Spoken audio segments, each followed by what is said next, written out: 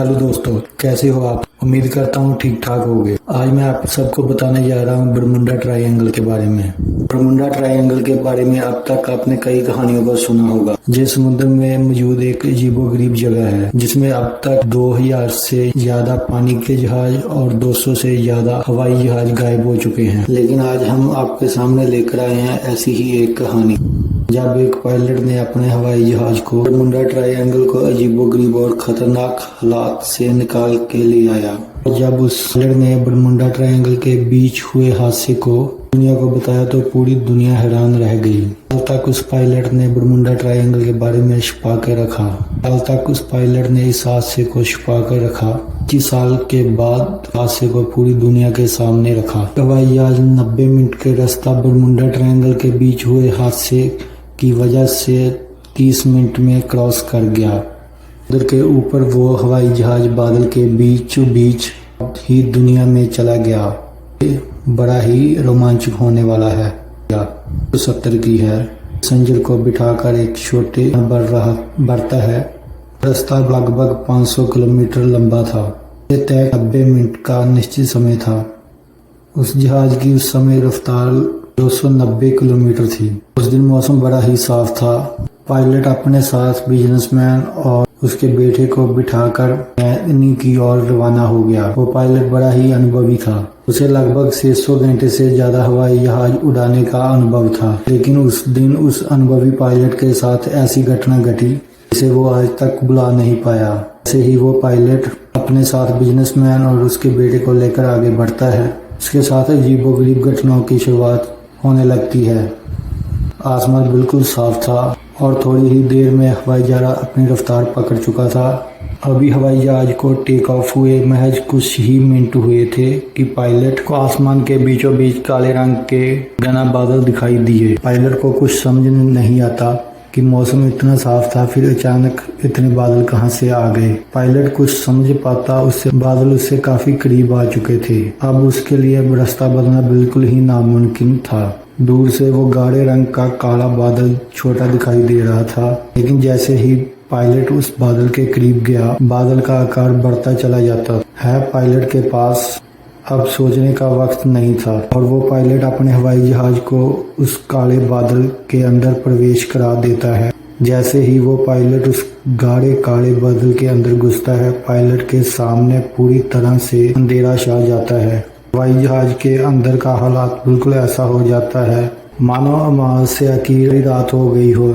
लेकिन लगभग 30 मिनट के बाद और उसके अंदर मौजूद पैसेंजर और हवाई जहाज बिल्कुल सही सलामत बाहर आ जाते हैं। वो सोचता है उसने बरमुडा ट्रायंगल के बीच हादसे को होते होते बचा लिया, लेकिन ये तो महज एक शुरुआत थी। कुछ ही मिनट के बाद उस पायलट का सामना एक और खतरनाक बादल से होता है। एक ऐसा बादल जिसने पायलट की जिंदगी बदल कर रख दी। 3 मिनट के बाद उस पायलट को आसमान की ओर गहरे रंग का बादल दिखाई देता है जो इस हवाई जहाज के रास्ते में था। हवाई जहाज इस वक्त लगभग 1150 किलोमीटर की ऊंचाई पर था।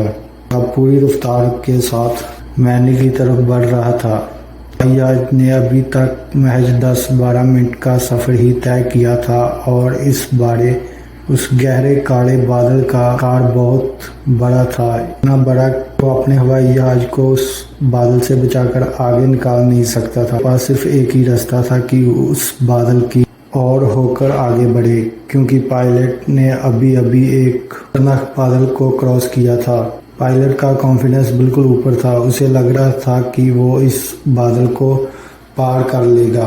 पायलट ने यही सोचते हुए अपने छोटे से एयरक्राफ्ट को बादल के अंदर घुसा दिया।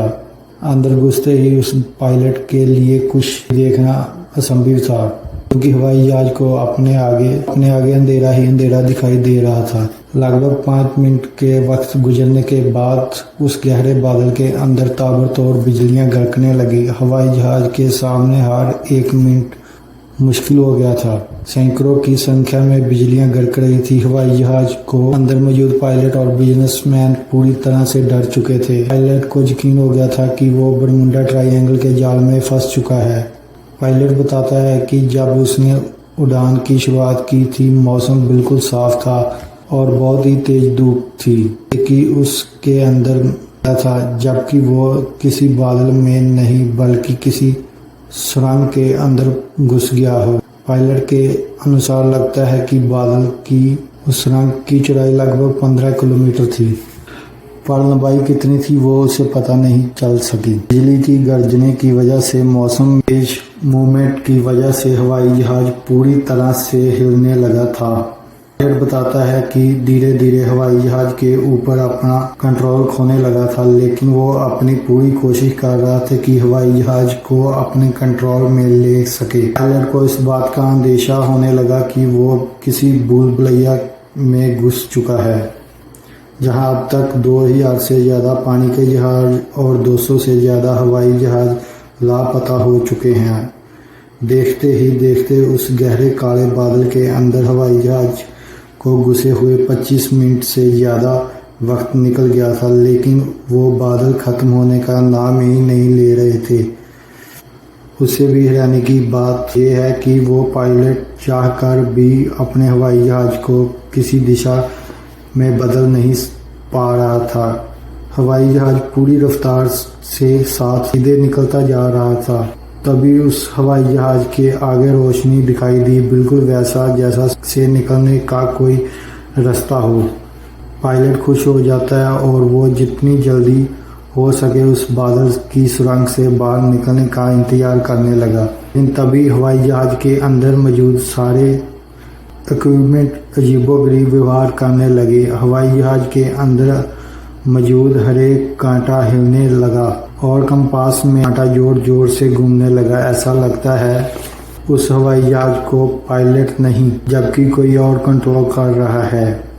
ऐसा वो चाह रहा था वैसे ही हवाई जहाज के साथ हो रहा था। लगभग 30 मिनट की यात्रा पूरी करने के बाद पायलट और पैसेंजर हवाई जहाज के साथ उस गहरे बादल से बाहर आ जाते हैं, लेकिन जहां से कहानी नया मोड़ लेती है। पायलट जैसे ही ग्राउंड पर एयर ट्रैफिक कंट्रोल को संपर्क करना चाहता है, पता चलता है कि एयर ट्रैफिक कंट्रोल में जो रडार रखा हुआ है उस रडार सिस्टम पर उसका हवाई जहाज दिखाई नहीं दे रहा। उससे भी हैरानी की बात यह है कि हवाई जहाज उड़ान भरे हुए 45 मिनट का सम वक्त ही बीता है और हवाई जहाज मैनी तक पहुंच चुका है, जबकि इस जगह पहुंचने के लिए कम से कम 90 मिनट का समय लगना निश्चित है। हवाई जहाज में 45 मिनट के अंदर ही मैनी एयरपोर्ट पर बिल्कुल सुरक्षित लैंड करता है, जिसके बाद मैनी एयरपोर्ट पर मौजूद कर्मचारी हवाई जहाज पायलट सभी पहले हवाई जहाज का चेक करते हैं